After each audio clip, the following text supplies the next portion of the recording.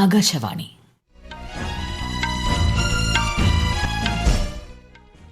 നമസ്കാരം. വാർത്തകൾ വായിക്കുന്നത് സീന ആന്റണി.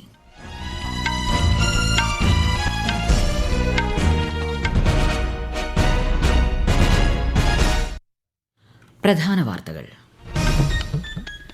ആത്മനിർഭർ ഭാരത് എന്ന ലക്ഷ്യത്തിന് ഊർജ്ജം പകരാൻ രാജ്യത്തിന്റെ ടെലികോം മേഖലയ്ക്ക് സാധിച്ചതായി പ്രധാനമന്ത്രി നരേന്ദ്രമോദി.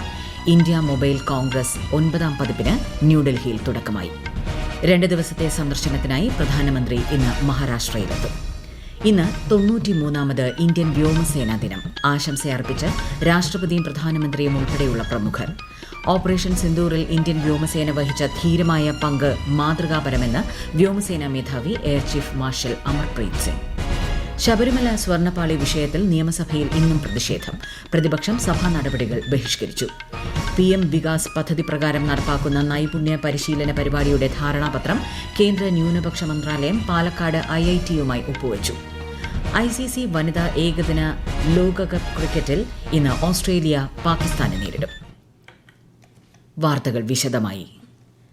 ആത്മനിർഭർ ഭാരത് എന്ന ലക്ഷ്യത്തിന് ഊർജ്ജം പകരാൻ രാജ്യത്തിന്റെ ടെലികോം മേഖലയ്ക്ക് സാധിച്ചതായി പ്രധാനമന്ത്രി നരേന്ദ്രമോദി.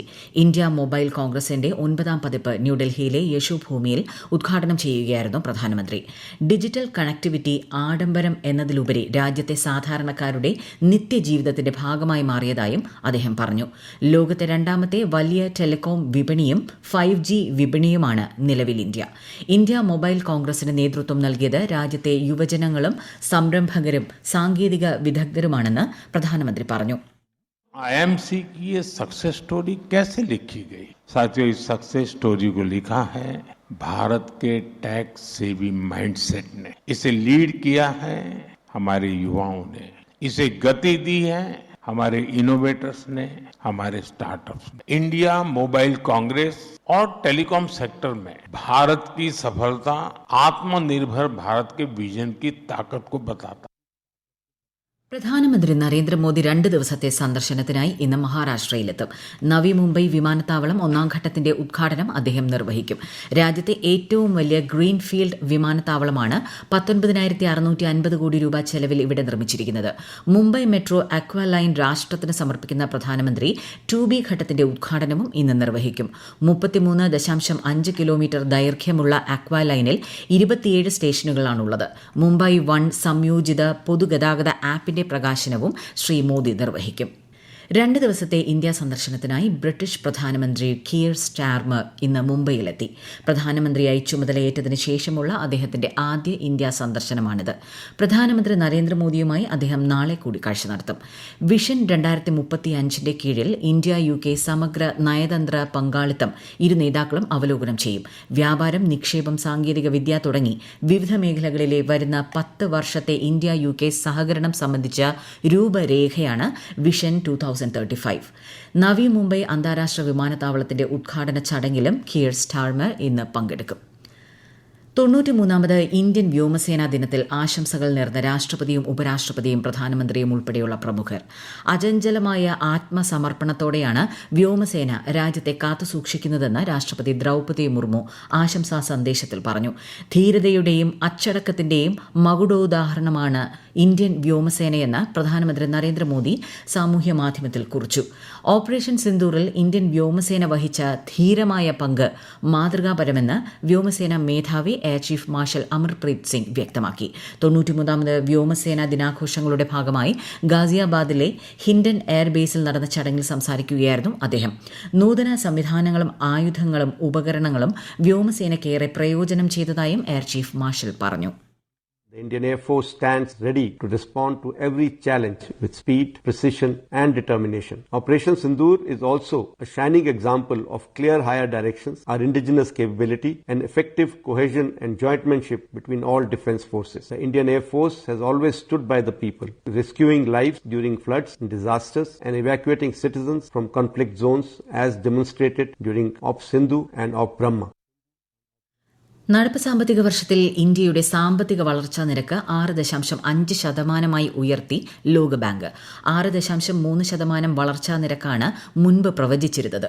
പുതുതലമുറ GST പരിഷ്കാരങ്ങൾ വളർച്ചാ നിരക്കിനെ ഗണ്യമായി ബാധിച്ചതായാണ് വിലയിരുത്തൽ.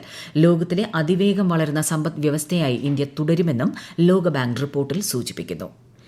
ഈ വാർത്തകൾ ആകാശവാണിയിൽ നിന്ന്.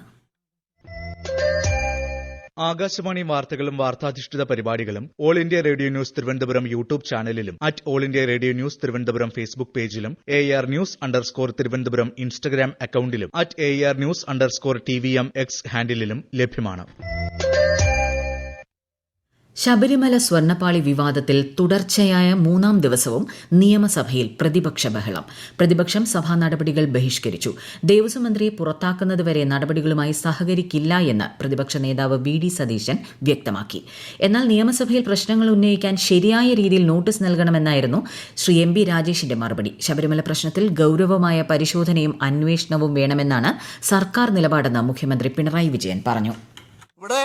ഹൈക്കോടതിയുടെ നിർദ്ദേശമനുസരിച്ച് ലോ ആൻഡ് ഓർഡർ DGPയുടെ നേതൃത്വത്തിലുള്ള ഒരു സ്പെഷ്യൽ ടീമാണ് അന്വേഷണം നടത്താൻ തയ്യാറായിട്ടുള്ളത്. ആ അന്വേഷണം കുറ്റമറ്റ രീതിയിൽ നടക്കും.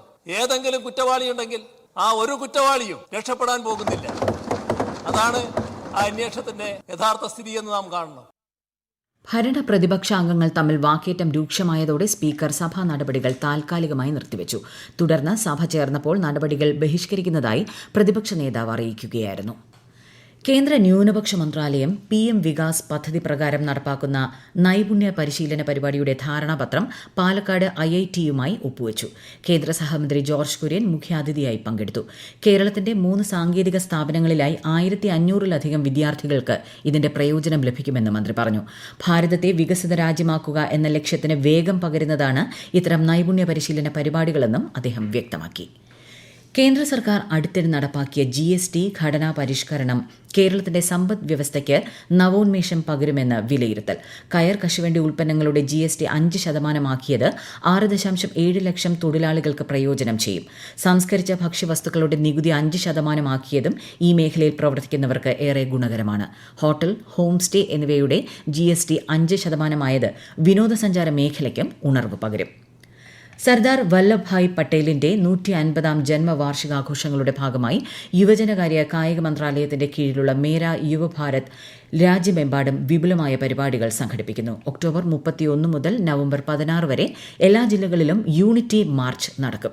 പദയാത്രയ്ക്ക് മുൻപായി റീൽസ് മത്സരം, ലേഖന മത്സരം, ക്വിസ് മത്സരങ്ങൾ എന്നിവയും സംഘടിപ്പിക്കും. മത്സരങ്ങൾക്കുള്ള രജിസ്ട്രേഷൻ മൈ ഭാരത് പോർട്ടൽ വഴിയാണ് നടക്കുക.